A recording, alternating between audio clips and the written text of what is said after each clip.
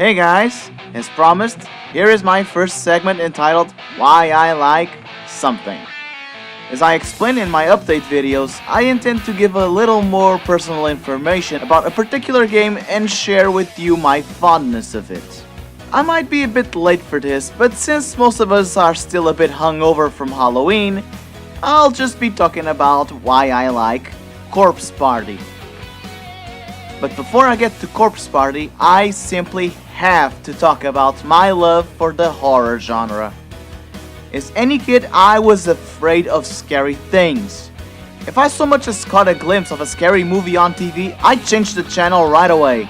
Heck, I even remember my dad trying to show me a bit of the movie The Fly. Why he chose the sex scene where Jeff Goldblum's back starts to peel off, I'll never know. But my interest for the horror genre didn't surface until the ripe full age of 13. You see, we had just gotten cable TV at the time, but some channels weren't unlocked unless you paid for them. So my dad talked to a guy who knows a guy who knows a guy, and sometime later, yar, a pirate we be.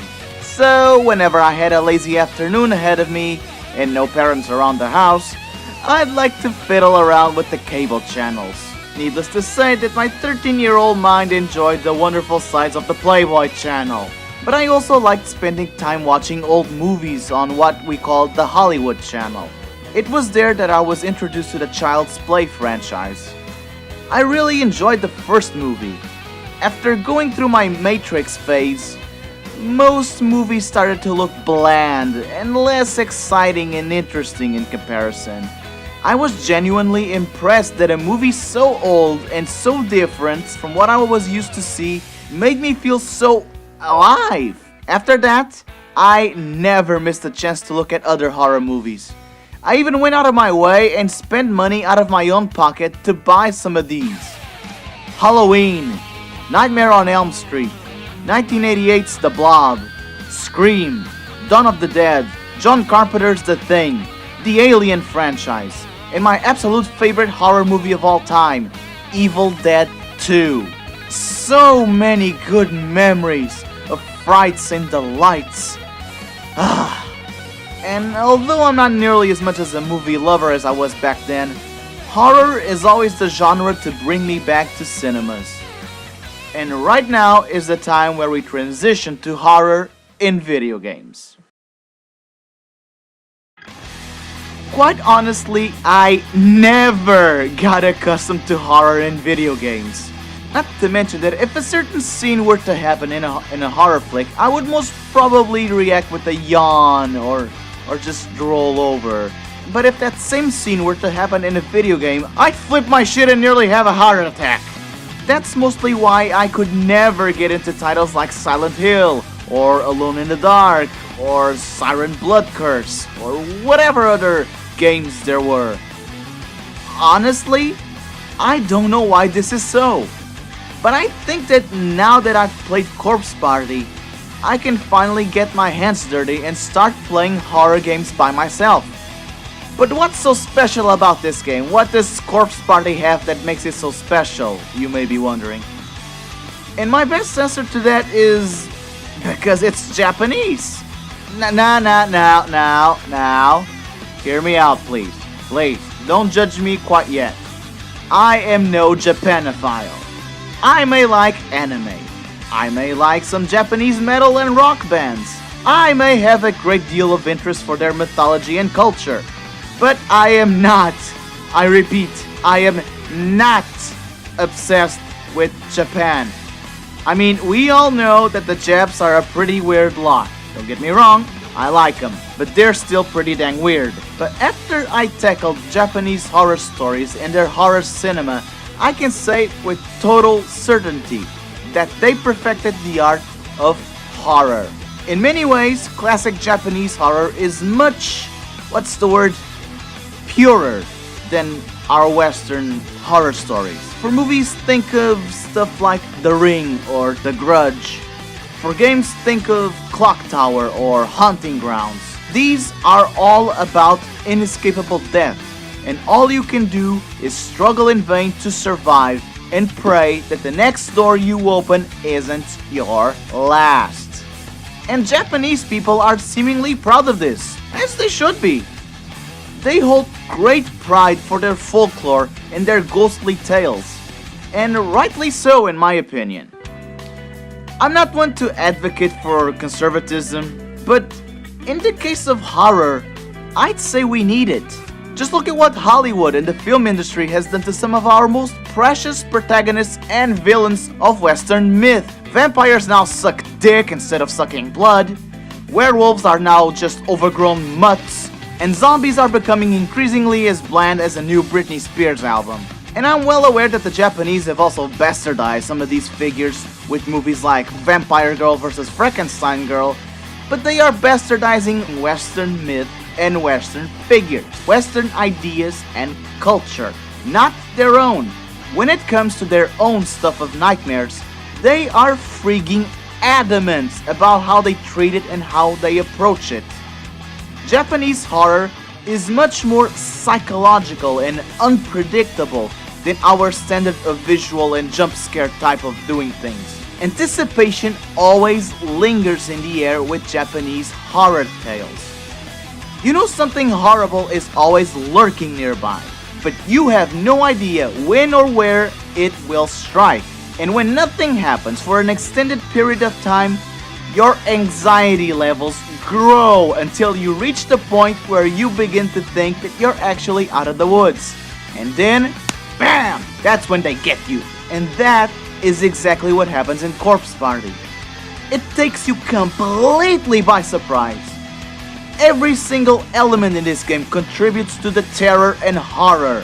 The visuals, the soundtrack, the array of sounds that go about as you move through Heavenly Host Elementary School, and the voice acting. Oh god damn the voice acting. It is so freaking good.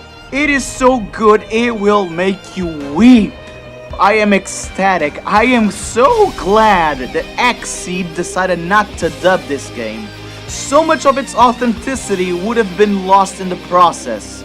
Everything in this game works to provide you with an intense experience you will never forget. And what surprised me the most about this game was how the visuals were in cahoots with the rest of the game. Corpse Party's 16-bit style, 2D anime drawn cute looking visuals just helped to create a certain mental distance between you and the circumstances you've gotten yourself involved with. And this has rather chilling consequences. You as a player are given more than adequate visual feedback to comprehend the exact extent of the situation that's occurring. But since almost everything is shown through animated character sprites, you're left with the task of envisioning the gory spectacle on your own. And as any true horror fan can tell you, the human mind is capable of imagining pain and torment far more potent than anything a screen can display. And nowhere in this game is this as strongly applied than in Morishige's Darkening, like I shown in my last countdown, and in Ayumi's remembrance of one of the ghost children's memories to find out who the true killer is. If you'd like to see Morishige's Darkening explained, then I suggest you click on the video showing on the screen right now, because I don't have the patience to explain it all over again. And since I'm about to explain Ayumi's part, obvious spoiler alert. You have been warned. Okay, so you're in a part of the game where Ayumi is blindfolded in a place of the ghost girl right before all three children are killed. And in the darkness, you hear all of their agonizing screams of pain, all of their wails of despair, all of the cutting, all the gutting and gushing of flesh, of organs, blood, bones being toyed with by a sadistic, merciless psychopath. And you envision this twice before silence falls and you're reminded that you are next in line. That now it's your turn to be brutally murdered. And with over 20 endings, most of which are just wrong ends, you can expect to see and hear every single character in this game suffer greater cruelty than you'd ever consider possible. and try as you might to be disgusted, you will always be more morbidly curious as to how further the rabbit hole goes. These deaths are so creatively sadistic, so drawn out and convincingly acted that you'll hang on your unfortunate protagonist's every gasp, scream, and wail. And you will never forget the horrors to which they are subjected to. All this thanks to the incredible and expert voice acting. I'm serious, guys. I cannot praise the voice acting enough. This is one of the best sounding games I've ever had the pleasure of owning.